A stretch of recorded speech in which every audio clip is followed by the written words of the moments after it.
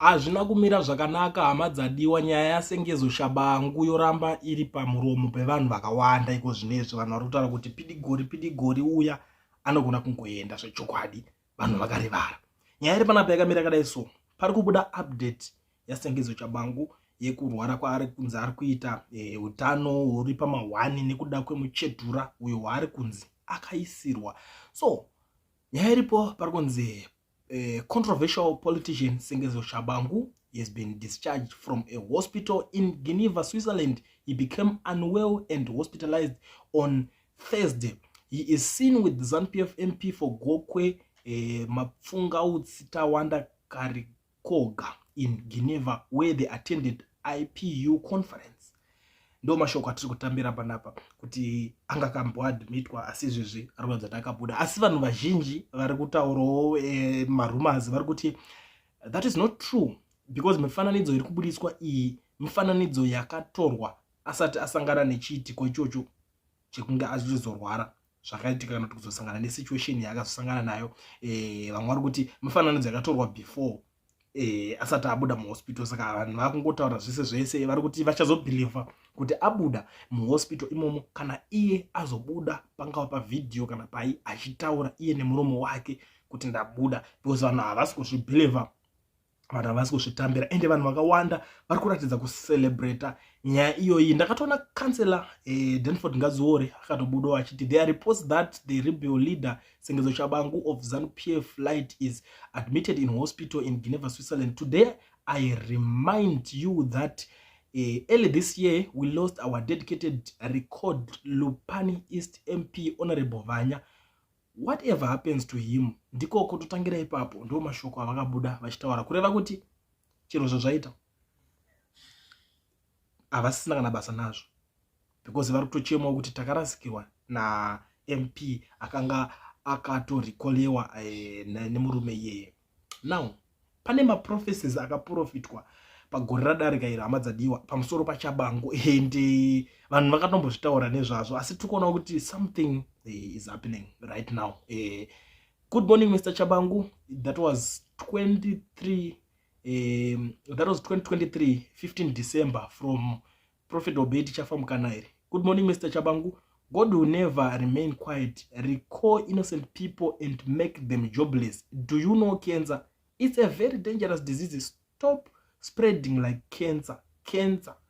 Ndo mashoko akabuda kune muprofita uyo anozikanwa achiprofita nyaya dzerufu kunyanya, akakuprofita kuti tinenge tazoona makufa imemi.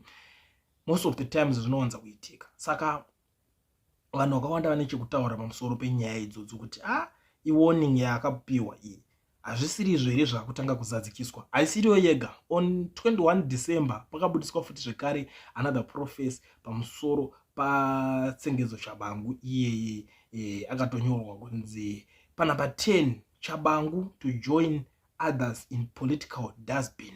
Ndo mashoko akabuda ipapo. So vanhu vakataura zvakawanda pamusoro pezviprofita izvozvo. Vamwe vakati political dustbin ndo ipi, but iko zvinezvi it seems like zvakuita kakumeka sense kuti ane vamwe vanhu vamupolitical party sisina kana ani nani zvake ane basa nazvo. Zvinhu zvakadaro zvinomboitika. History inoramba ichizvidzokorodza. Mwanzoro akazviita nevamwe vake vakazosara vangovawo MDC yezita. Same applies naChabangu. Akangopinda akutoindoswa nevakuru veku Triple C vakasara vachana Wishman Ngube vachitaura kuti ayo Tshabangu vanhu takazongobuda tichiti hatimuzivi, but taitoshanda naye akanga arimo mumusangano yedu iyi kubva kudhara. Asi iko zvinezvi zvinhu hazvina kumira zvakanaka pamusoro paSengezo Tshabangu. Hama dzadiwa vanhu vakarongogara vakabata hana. Vamwe vari kubata hana kuti zvichida vanogona kungonzwa mashoko anorwadza kana kuti anofadza pamusoro pazvo, nekuti nyaya yacho iri paviri. Kune vamwe vari kuvhunduka, kwozoita vamwe vari kufara nechekare. Asi ndiri kuona maZimbabweans vane zvakawanda zvavari kukomenda on nyaya iyoyo. Ndiri kuona mwari kuti the man deserves anything that before him. The heartless crook together with Welshman and Tendai. I know you guys respect these charlatans. Mawana.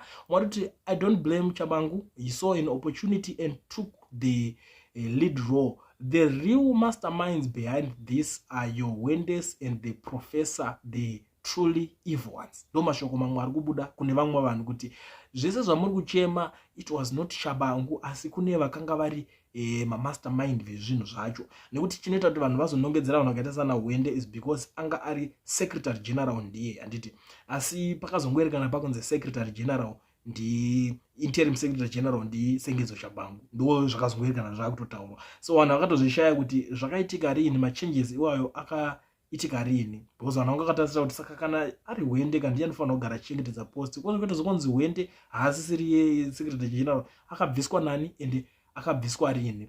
Now umwe ari kubuda ari kuti Tshabangu played a critical role to recall elected MPs and provoked. He must face the music. No mess the people voted, he reversed the people's wills. Ndo chimwe chinhu chiri kunyanyisa kurwadza vanhu vakawanda, kuti vanhu vakavhota makangoiona mese process yakanga iripo pakuvhotwa kwakaitwa maelections. Zvakanga zvisiri nyore kuti vanhu vanorara vakamirira kuti tichavhota, maballot asati auya, vobva vatozoti vamwe vacho vakatonzi munovhota mangwana, vakatodzoka vakatanga kutovhota mangwana acho, kuda kuti vanhu vakaita 2 days vachivhota kuti vaise vanhu vavanoda ivo vanovamiririra.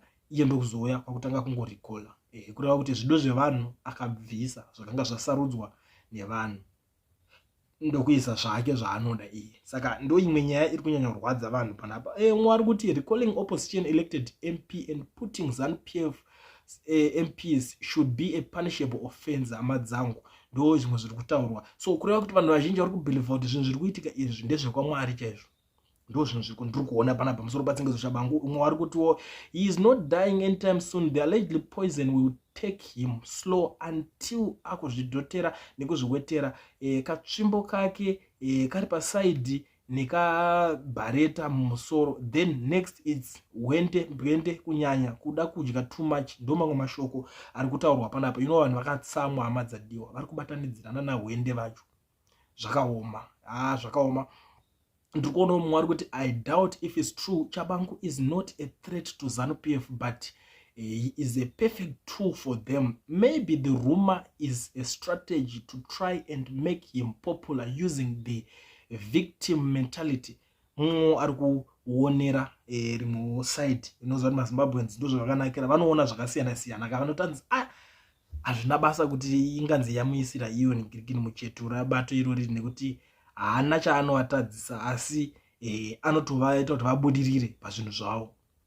Chakangoda kungoita chokwadi, nekuti tikatarisa zvechokwadi ma-MP akawanda vakanga vasina tarisiro kuti vangadzoka muparliament, but iko zvinezvi nekuda kwemurume yeye nemarecords akaitwa vatorimo vanhu vazhinji, ma-MP hobho vakatopinda basa nekuda kwemurume iyeye. Saka zvekunzi anganzi threat zviri pa2 pakuti futi unoziva zvinoitika. Vamwe vanhu vanogona kuti maitisana panenge pane masecrets, saka masecrets anenge achizivikanwa neazviita chete, saka kuparadza evidence futi kuparadza nesecret wacho zviri pa2 zvinokwanisa kunge zvichiitika zvichidaro. Now ndiri kuonawo mwari kuti get well soon Tshabangu.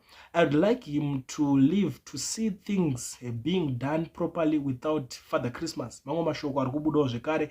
Mwari kuti ndikoko handiti anozviona kunge munhu musvinu. Now look zvaari kuitwa nevanhu vake vacho, ndo mamwe mashoko ari kubvawo kune mumwe munhu.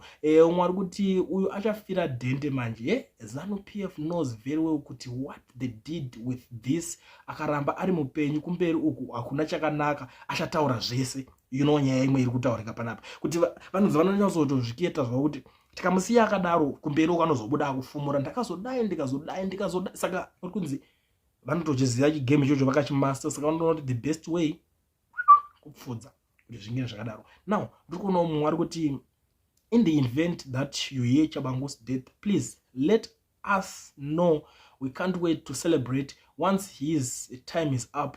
He made all progressive Zimbabweans at home and abroad suffer. He is the biggest sellout in human history. Ndo mamwe mashoko zvekare ari kubuda panapa. Saka unzi kana zvinge zvaitika mogara makatipo ma-update muchitudzo aiwa tinenge tiripo hama dzadiwa tichikuonesai. Tshabangu does not understand how much suffering he personally imposed on the people of Zimbabwe he thinks it's very funny game. This boy will die painfully like his boss. Ndoma mashoko ari kutaurwa panapa. This is the weakness of Zim opposition, never taking responsibility for anything. It's always someone's else's fault. You never improve. The actual problem is the strategic ambiguity. It left huge gaps which Tshabangu briefly exploited. Now it's him, tomorrow it's someone else. Mangu mashoko zvekare atiri kusangana nawo ari kutaurika panapa. Mumwe ari kuti this guy aitisha samfaro is taken us hostage. I pray kuti ndizo can't wait to slaughter my big huku pakaipa ambadzadiwa zvakaoma wedu wezvo zvekutaurika panapa. No tears for Tshabangu. He is the baddest man ever lived in Zimbabwe. Just because of him, an unnecessary by electron in Mabvuku claimed an innocent life in form of pastor Messiah. Zvakaoma mukuzvionawo nyaya dzachoka mataurikire dzakutoita kwazvakuenda. So vanhu vakanyatsotsamwira murume uyu ambadzadiwa. Hatidi kunyemberana, vanhu vakatsamwa. Mumwe ari kuti vasingazive inonzi ZANU-PF, tamba wakachenjera. When they use you to achieve a desired and you become a liability, next thing elimination. Maarmy general eku aripi nhasi. Ndo mamwe mashoko ari kutaurwa nevamwe kuti kana musingavazive skillful rinogona kurova. He is responsible for the death of many opposition supporters in the by-elections that resulted from the recall, the likes of Pastor Messiah etc. This was a quick small social research to see how vulnerable an individual can be from his enemy results. Enemies celebrating your death. Reality on this Tshabangu is on holiday in Switzerland. Now go on celebrating evil people. Pakaipa. So ndo mashoko ari kutaurika panapa. Ina hamusi kuzivawo zvangu hamadzadiwa kuti nyaya idzi nemabudira dziri kuitika nemataurikira dziri kuitika padzave kozvino dzatsengedzo Tshabangu idzi. Muri kuionawo sei nyaya yaTshabangu guys? And ndikuziva zvangu kana kune team vari kuda kuti Tshabangu ararame, show me signal in the comment section. Vari kuda kuti Tshabangu apfure zvake atorwe nenguva. Like this video tuonesane kuti tuone kuti vakawanda ndevapi panapa.